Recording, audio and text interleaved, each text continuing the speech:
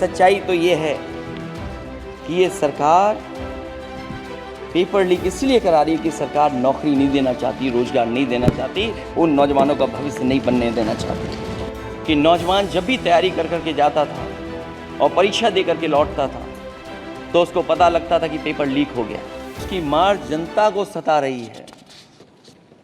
पिछले 10 सालों की उपलब्धि बस इतनी रही कि एक शिक्षा परीक्षा माफिया का जन्म हुआ।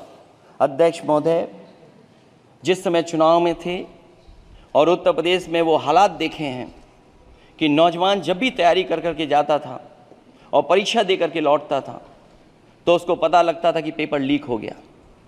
और उत्तर प्रदेश में केवल एक पेपर लीक नहीं हुआ है, जितनी भी परीक्षाएं हुई हैं सब पेपर लीक हुए हैं। केवल उत्तर प्रदेश ही नहीं, मैं माननीय सांसद की तरफ से सुन रहा था कई ऐसे प्रदेश हैं जहां पर परीक्षाएं देने तो बच्चे गए लेकिन वहां भी पेपर लीक हो गया। और अभी जब 4 जून को रिजल्ट आया उसके बाद जो बात उठी है, देश की सबसे प्रेस्टिजियस परीक्षा उसका भी पेपर लीक हो गया। और आखिरकार ये पेपर लीक हो क्यों रहा है?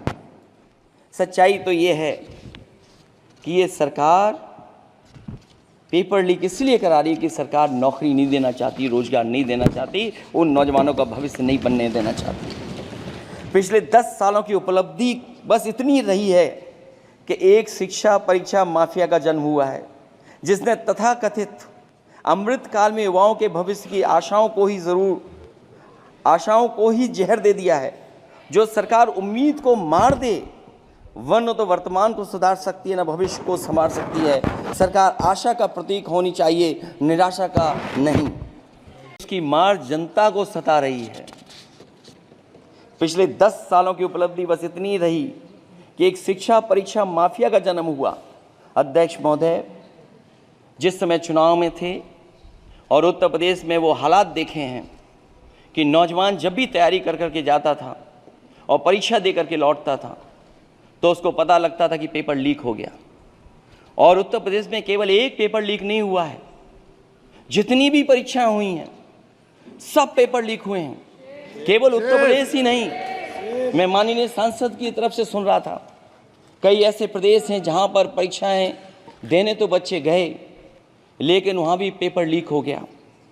और अभी जब 4 जून को रिजल्ट आया उसके बाद जो बात उठी है, देश की सबसे प्रेस्टिजियस परीक्षा उसका भी पेपर लीक हो गया।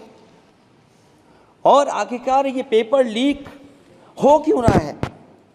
सच्चाई तो ये है कि ये सरकार पेपर लीक इसलिए करा रही है कि सरकार नौकरी नहीं देना चाहती, रोजगार नहीं देना चाहती, उन नौजवानों का भविष्य नहीं बनने देना चाहती।